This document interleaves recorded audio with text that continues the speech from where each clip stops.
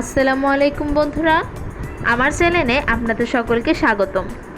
আজ আমি রান্না করেছি দেশি মুরগির ঝাল। আশা করি রেসিপিটা আপনাদের সকলের ভালো লাগবে।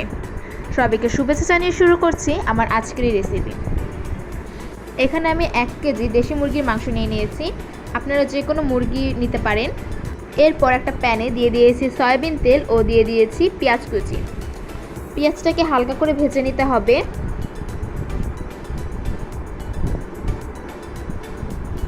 ভাজা হয়ে গেলে এর মধ্যে দিয়ে দিচ্ছি 2টা তেজপাতা, 3 টুকরা দারচিনি, 5 থেকে 6টা এলাচ ও 4 থেকে 5টা লবঙ্গ। এখন একটু ভেজে নেব। এর মধ্যে এখন দিয়ে দিচ্ছি 1 চা চামচ জিরা বাটা, 1 চা চামচ ধনিয়ার গুঁড়ো। মশলাটাকে একটু কষিয়ে নেব। মশলাটা কষানো হয়ে গেছে। এর মধ্যে দিয়ে দিচ্ছি 1 বাটি পেঁয়াজ বাটা। এখন মশলাটাকে আবার একটু কষিয়ে নেব। পেঁয়াজটাকে ভালোভাবে কষাতে হবে যেন পেঁয়াজের কোনো গন্ধ না আসে। এখন এর মধ্যে দিয়ে দেব অল্প একটু পানি। দিয়ে দিচ্ছি 2 চা চামচ আদা ও রসুন বাটা, আমি একসঙ্গে বেটে নিয়েছিলাম। দিয়ে দিচ্ছি 1 চা চামচ হলুদের গুঁড়ো ও 2 চা চামচ মরিচের গুঁড়ো। মরিচের গুঁড়োটা একটু বেশি দেবেন, যেহেতু মুরগি ঝাল করব তাই ঝালটা একটু বেশি দিতে হবে। এখন একটু কষিয়ে নেব। দেখুন বন্ধুরা, মশলা থেকে তেল ছেড়ে দিয়েছে।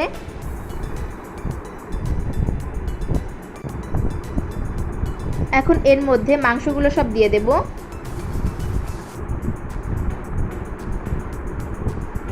একটু নেড়ে চেড়ে নিচ্ছি।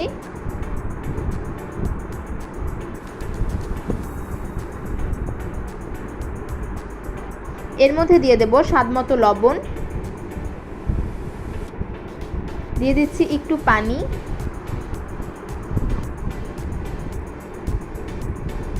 এখন একটু নেড়ে চেড়ে ঢেকে দিয়ে 5 থেকে 6 মিনিটের মতো মাংসটাকে কষিয়ে নেব।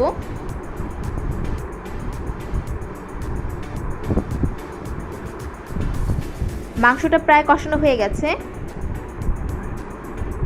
এখন আবারও একটু নেড়ে চেড়ে 3 থেকে 4 মিনিটের মতো কষিয়ে নিতে হবে।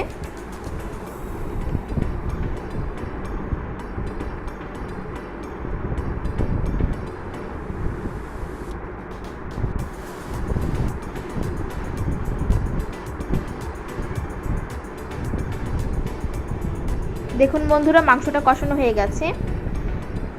মাংসটা যত কষিয়ে নেবেন তত খেতে ভালো লাগবে।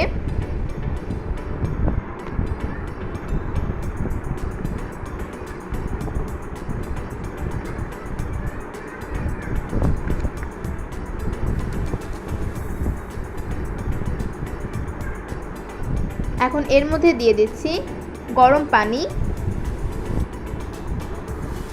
আপনারাও গরম পানি দেওয়ার চেষ্টা করবেন।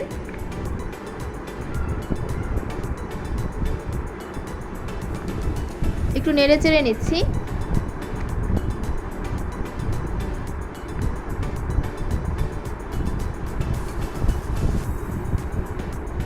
এখন 15 থেকে 20 মিনিটের মতো রান্না করে নেব।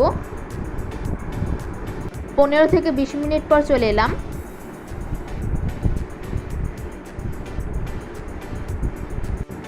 মাংসটাকে একটু নেড়ে চেড়ে এর মধ্যে দিয়ে দেব 1/2 চা চামচ গরম মশলা।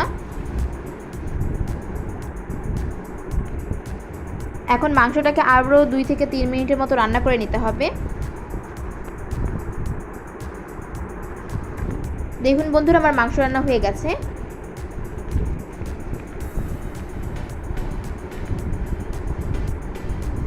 বন্ধুরা, আমার রেসিপিটা যদি আপনাদের ভালো লাগে তাহলে লাইক, কমেন্ট, শেয়ার করতে ভুলবেন না এবং এই রেসিপিটা বাসায় বানিয়ে কেমন হয়েছে সেটা আমাকে কমেন্ট বক্সে জানাবেন। আমার এরকম আরও রেসিপি পেতে আমার চ্যানেলটা সাবস্ক্রাইব করে আমার পাশে থাকবেন। সবাইকে ধন্যবাদ।